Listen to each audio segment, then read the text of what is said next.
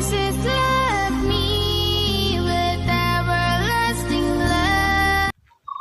கர்த்தருடைய பரிசுத்த நாமத்துக்கு மகிமை உண்டாவதாக. ஆண்டவராக இயேசு கிறிஸ்துவின் நாமத்தினாலே உங்களை யாவரும் நான் வாழ்த்துகிறேன். இந்த நாள் தினத்துக்கு தெரிந்து கொள்ளப்பட்ட வசனம் எபேசியருக்கு எழுதிய நிருபம் 1ஆம் அதிகாரம் 4ஆம் வசனம் நம்ம பார்க்கும்போது தமக்கு முன்பாக நாம் அன்பில் பரிசுத்தம் உள்ளவர்களும் குற்றம் இல்லாதவர்களுமாய் இருப்பதற்கு அவர் உலக தோற்றத்திற்கு முன்னே கிறிஸ்துவுக்குள் நம்மை தெரிந்து கொண்டபடியே என்று சொல்லி பவுலர்கள் எபேசிய சபையில இருக்கிற இயேசு கிறிஸ்துவுக்குள் விசுவாசிகளா இருக்கிற பரிசுத்தவான்களுக்கு எழுதுறாரு. எழுதி என்ன சொல்றாரு பார்க்கும்போது, நான் அன்பில்ல பரிசுத்தம் உள்ளவன் இல்லைன்னு சொல்லி நீ நினைக்காத. நான் குற்றம் இல்லாத ஒரு வாழ்க்கை, அதாவது குற்றமுள்ள ஒரு வாழ்க்கை, கில்ட்டி ஃபீலிங்கோட வாழ்க்கை வாழ்க்கை நினைக்காத. ஆனால் அதை விட அதை நினைக்கிறதோட நம்மளே அவர் உலக தோற்றப்படுறதுக்கு முன்பதாகவே இயேசு கிறிஸ்துவுக்குள்ள நம்மளை எப்படி சூஸ் பண்ணாராம்? அன்பிலே பரிசுத்தம் உள்ளவர்களாகவும் குற்றம் இல்லாதவர்களுமா இருப்பதற்கு தான் நம்மள சூஸ் பண்ணிருக்காரு. அவர் எப்படி நம்மளை தெரிந்து கொண்டாரோ அதை நீங்க நினைவு கூறுங்க.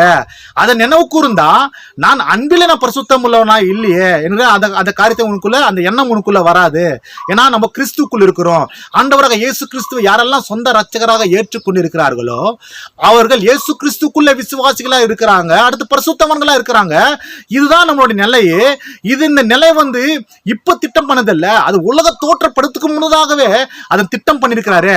அதை நீங்க நம்புங்க, அதே நீங்க விசுவாசிங்க, அதைவே நீங்க நினைவு கூறுங்க, அவர் செஞ்ச காரியங்களை நினைவு கூறுங்க என்று சொல்லி எபேசிய படத்தில் இருக்கிற இந்த ஜனங்களுக்கு பவுலர்கள் இந்த அருமையான ஒரு காரியத்தை சொல்றாரு. அன்பார்களே, சரி, அன்பிலே பரிசுத்தம் என்றால் என்ன நம்ம பார்க்கும்போதோ, நாம் பாவிகளா இருக்கும் போதோ நம்ம மேல அன்பு கொண்டாரு, அதுதான் அன்பார்களே அன்பிலே பரிசுத்தம். எந்த எதிர்பார்ப்பும் இல்லாத நம்மளுக்காக நமக்காக இந்த உலகத்துக்கு வந்தாரு, அதுதான் அன்பிலே பரிசுத்தம் அன்பார்களே. அடுத்து குற்றம் இல்லாதவர்களுமா இருப்பதற்கு என்றால் ஆண்டவராக இயேசு கிறிஸ்து இந்த உலகத்துல வாழும் போதோ பரிசேயர்களை பார்த்து கேட்கிறாரு, என்னிடத்தில் யாதொரு குற்றங்கள் இருக்கா என்று உண்டா என்று கேட்கிறார். நம்ம அந்த அதிகாரத்தோடு கேட்கிறாரு. இந்த ஒரு வாழ்க்கை வாழதான் நம்ம உலக தோற்றப்படுறதுக்கு முன்பதாகவே நம்மளை தெரிந்து கொண்டிருக்கிறாரு. அதை நீங்க நம்புங்க. அந்த ஒரு வாழ்க்கை வாழதான் நம்ம கிறிஸ்துக்குள் இருக்கிறோம் என்கிற இந்த ஒரு அருமையான காரியத்தை எபேசிய சபைக்கு இந்த ஒரு கடிதத்தை எழுதுறார். அன்பார்களே, கண்டிப்பா இதில் நம்ம புரிந்து கொள்ள வேண்டியது, யாரெல்லாம் ஆண்டவராக இயேசு கிறிஸ்துவை சொந்த ரட்சகராக உண்மையாக ஏற்றுக்கொண்டு ரட்சிக்கப்படுகிறார்களோ நாம் எல்லாமே உலக தோற்றப்படுறதுக்கு முன்பதாகவே இயேசு கிறிஸ்துக்குள் நம்ம தெரிந்து கொண்டிருக்கிறாரு.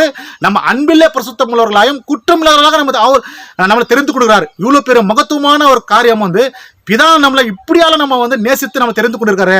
அதை நம்ம நினைவு கூர்ந்து அனுதினம் கிறிஸ்துக்குள் நம்ம இயேசுவை போல ஒரு வாழ்க்கை, இயேசுவை போல இல்ல, இயேசுவா இந்த உலகத்தில் நம்ம வாழ நாம் விட்டு கொடுக்கலாம். மனமர்களே, இந்த வாழ்க்கை வாழதான் நம்ம உலக தோற்றப்படுறதுக்கு முன்பதாக நம்மளை தெரிந்து கொடுக்கிறார். நண்பர்களே, ஆமென்.